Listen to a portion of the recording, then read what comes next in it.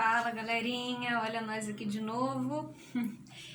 Vamos falar tecer algumas considerações em relação aos modos, de uma maneira particular, aos modos subjuntivo e imperativo. Sabemos que percebemos os modos, né, verbais, além, né, da estrutura que apresentam, né, as desinências que podem aparecer aí ou não, né, as desinências modo, temporais, pela estrutura verbal na análise, né, dos verbos. Além da estrutura, né, nós também podemos perceber esses modos verbais por meio das noções que eles apresentam. Então, o que vai me diferenciar, por exemplo, um modo, né, no imperativo ou no subjuntivo, vai ser também aquilo que ele constrói, né, o sentido que está sendo construído, né, dentro daquele contexto ali, dentro daquela frase, dentro daquela oração, né, e a gente vai falar sobre isso também, tá? O emprego desses modos verbais nas frases, nas orações e em contextos diversos, tá? Então, primeiro de tudo, o que são os modos verbais, né? Nós já falamos sobre isso, nós já lemos, né, também no livro de vocês, tem algo a falar sobre isso, né? Mas os modos verbais, e aqui a gente vai dar uma análise um pouco mais voltada para a semântica, ou seja, para a significação, né, para os sentidos que estão sendo produzidos, né, os sentidos dos verbos. Então, os modos verbais, né, eu até dei essa mesma aula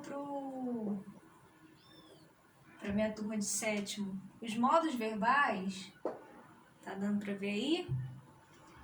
E aí, partindo para uma semântica, né, que é a parte mais que fala sobre a questão do sentido, né, do sentido que produz cada verbo, né? Em relação aos modos verbais, os modos verbais, eles expressam noções, né? Eles podem expressar noções. Essas noções podem indicar certeza, elas também podem indicar possibilidades, elas podem indicar ordem, né? E por aí vai. Mas quando a gente costuma falar sobre os modos, a gente os separa, né, também por essas noções que são produzidas, por esses sentidos que são produzidos, né? Então, por exemplo, o modo indicativo é aquele que eu consigo fazer uma leitura, né? Eu consigo entender que aqueles verbos estão sendo construídos de maneira certa. Se eu digo, por exemplo, eu almoço todos os dias ao meio-dia. Eu almoço todos os dias ao meio-dia. Além da estrutura que esse verbo apresenta, né, primeira pessoa do singular, do presente, do indicativo, eu sei que faz dessa forma, né, com a desinência o no final, mas eu sei também que a construção dele, a inserção desse verbo dentro de um contexto, né, o fato de eu almoçar todos os dias, né, eu almoço todos os dias, mas já me indica uma certeza, né? Então, o modo indicativo, ele tem essa noção da certeza, né? Que é o que a gente mais tem visto, né, das outras séries para cá, né? Os que indicam possibilidade são aqueles que estão no modo do subjuntivo, né? Do modo subjuntivo, expressam noções de possibilidades, de probabilidade, de incertezas, de dúvidas, né? Então, eles vão ser construídos também dessa forma, de forma que você crie, né, esses contextos aí incertos, né, de probabilidades, de possibilidades, né? Quando passar esta pandemia, eu visitarei os meus amigos, né? E aí a gente pode também ver essa questão do emprego, né, do subjuntivo, também ligado ao futuro, certo? Então, quando você tem, por exemplo, né, uma noção, um verbo que a gente tem uma noção de ordem, né, que expressa uma noção de ordem, ou um apelo, ou enfim, um desejo, né?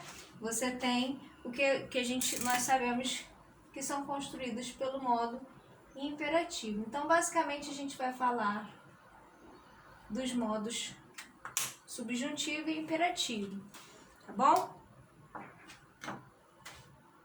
Então, como eu havia falado, né, o modo subjuntivo ele pode se apresentar uma forma só ou pode ser apresentado pelo modo composto, né, que você tem aí um auxílio de um verbo, de um outro verbo, construindo então uma locução verbal. Então, no modo subjuntivo, ele apresenta, é algo que nós temos que eu até falei para vocês na aula, né, online, né, que o modo subjuntivo, é importante que eu saiba que ele faz o presente dele, o presente do modo indicativo, no modo subjuntivo, ele faz a primeira conjugação com o tema em é, né? E as demais, segunda e terceira conjugações, o tema, ambos os temas são em a, né? Então, cante, né, na primeira pessoa do singular, cante, cantes, né? Do verbo cantar, nós temos aí, né, o verbo cantar de primeira pessoa, então eu cante, que ele cante, né? Que tu cantes, que ele cante, que nós cantemos, que vós canteis e que eles cantem, né? Já as formas na segunda e nas terceiras, nas segundas e terceiras conjugações, no presente você vai fazer com o tema em a, né? Então, na primeira conjugação o tema em é, nas segundas e terceiras conjugações o tema é em a. Então, que eu venda, que tu vendas, que ele venda, que nós vendamos, que vós vendais e que eles vendam, né? Que eu parta, verbo partir, que tu partas, que ele parta, que nós partamos, que vós partais e que eles partam, certo? Nos demais modos, né, nós vamos apresentar aí, por exemplo, no pretérito imperfeito, deixa eu colocar aqui para vocês. Então, presente. No presente nós vamos ter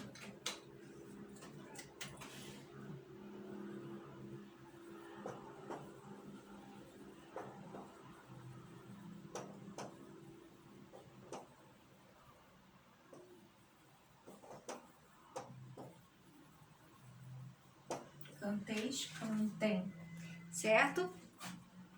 Essa é da primeira conjugação. Na segunda, você tem, por exemplo, deixa eu usar aqui o mesmo verbo da gramática. Venda, né? Venda, vendas, venda,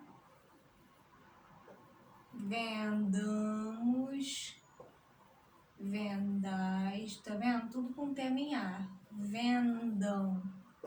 Na segunda também, na terceira também, desculpa, a mesma coisa. No pretérito imperfeito, né, que você no modo subjuntivo, você tem o presente do indicativo, você tem o pretérito imperfeito e você tem o futuro. Você só tem esses três tempos verbais, né, o presente, pretérito imperfeito e futuro. Então, no pretérito imperfeito, né, você vai ter a desinência, modo temporal aí, o SS né, que vai aparecer aí como modo temporal, né, a desinência modo temporal. Então, que eu cantasse, né, no pretérito imperfeito, que eu cantasse, né, que tu cantasses, né, que ele cantasse, que nós cantássemos, por aí vai. E na forma, deixa eu colocar aqui tudo para vocês. Cantasseis, cantasse, cantássemos, cantasseis, cantasse, cantassem. Na forma, vou utilizar o mesmo verbo aqui também. Na primeira conjugação, né? Na segunda conjugação do pretérito imperfeito, né? Nós vamos ter as formas do tema em é, na segunda, e na terceira o tema em i, normalmente. As mudanças, né, vão ocorrer no presente, né, no caso. Então, vendesse, vendesses, vendesse, certo? Vendêssemos. Então, partisse, partisses, partisse, partíssemos, certo?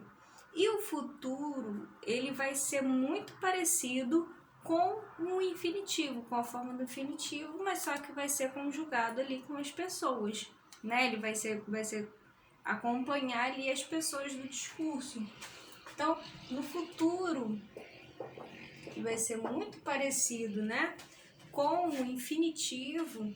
Então, ele vai apresentar, né, a forma cantar na primeira, né, e aí você pode perceber que na segunda cantares ele já vai sendo conjugado aí, né, apresentando as desinências pessoais. Cantares, né, tu cantares, ele cantar, né, por aí vai, cantarmos, cantardes, né,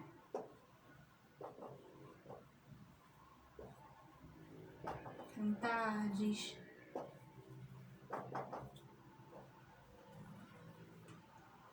certo? Cantarem, desculpa. Cantardes, cantarem. Vender, né? Por aí vai. Partir. E tudo com as desinências, número pessoais, as desinências, né, que vão aparecer aí seguindo. Certo?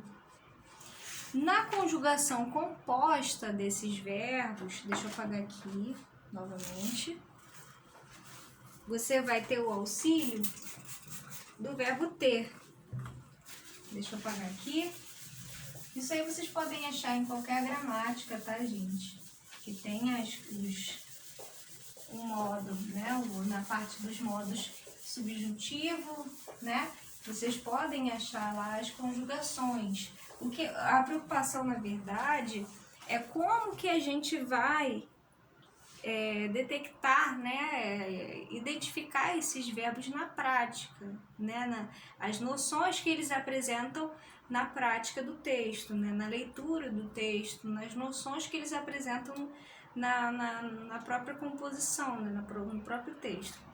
Então, a conjugação composta desses verbos vem acompanhada do verbo ter, né? Então, por exemplo, no modo subjuntivo do pretérito perfeito, né, e aí a gente tem as três formas,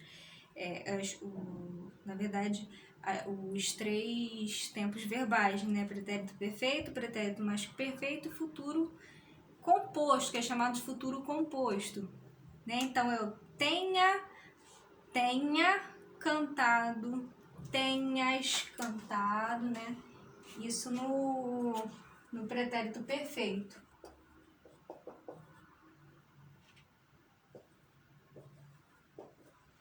Pretérito perfeito. Tenha cantado, tenhas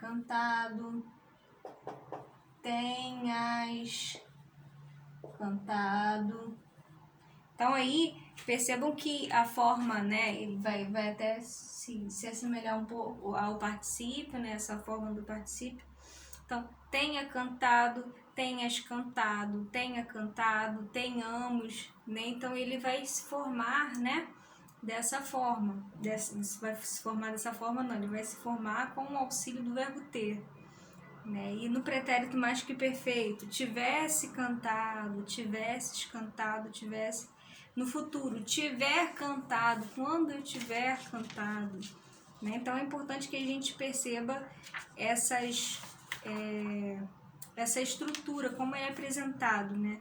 Essa estrutura verbal no sentido quando ele está empregado na forma composta. Então vamos lá. Seguindo aí então. O subjuntivo, né, como diria o Bechara, ele pode ocorrer, né, o modo subjuntivo ocorre normalmente nas orações independentes. E aí quando ele está falando de orações, ele fala dessas frases que vão apresentar, né, estruturas mais complexas, né, como as orações subordinadas substantivas, né, as orações adjetivas, subordinadas adjetivas e por aí vai. Então, nas orações independentes optativas, nas imperativas negativas e afirmativas, né, com exceção da segunda pessoa do singular do plural, nas dubitativas, aquelas que expressam dúvidas, e aí a gente tem o auxílio do advérbio talvez, tá? E nas subordinadas em que o fato é considerado como incerto. Nas orações subordinadas, as orações subordinadas são aquelas que têm como função sintática, né? A oração inteira vai assumir uma função sintática que um substantivo, né? Que um substantivo teria, né? A noção pode ser sujeito, pode ser objeto direto, objeto indireto, predicativo, né? Complemento nominal, enfim, aposto, certo? Então, por exemplo, as orações subordinadas, né? Por exemplo, né? Num caso duvidoso ou impossível de se realizar. Rapidinho. Então, nos casos em que as orações subordinadas, substantivas, né, ocorre quando você tem um caso de subjuntivo, né, nas orações substantivas, nesses casos você tem o que ocorre depois de expressões, podem ser verbos, nomes, né, locuções equivalentes que denotam um sentido de ordem, certo? Ordem, vontade, consentimento, aprovação, proibição, receio, admiração, surpresa ou contentamento. Então, aqui, por exemplo, espero que estudes e que sejas feliz. Expressando, né, tendo uma ideia de desejo, né, de uma vontade, talvez, né, um desejo, uma vontade. Esse verbo, né, espero que estudes e que sejas feliz, né, que estudes e que seja feliz, né, acompanhado aí do que, né, espero que estudes e que seja feliz, sejas feliz. Então, nos casos aí, depois de expressões, verbos ou locuções formadas por ser, estar, ficar, mais o substantivo ou um adjetivo. Então, que denotam desejo também, probabilidade, justiça, necessidade, utilidade. Então, por exemplo, convém que não demoremos, certo? Convém que não demoremos.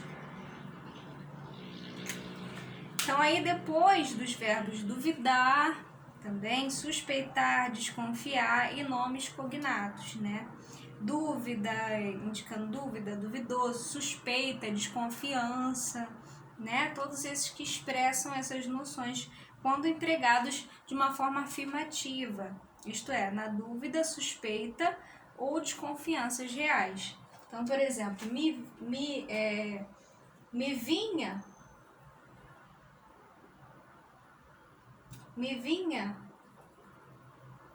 à mente suspeitas de que ela fosse um anjo, né? Me vinha à mente suspeitas de que ela fosse um anjo aí no pretérito imperfeito, né? Na sua forma no pretérito imperfeito. Então, nós seguimos na próxima aula, tá, gente? Beijos, tchau, tchau.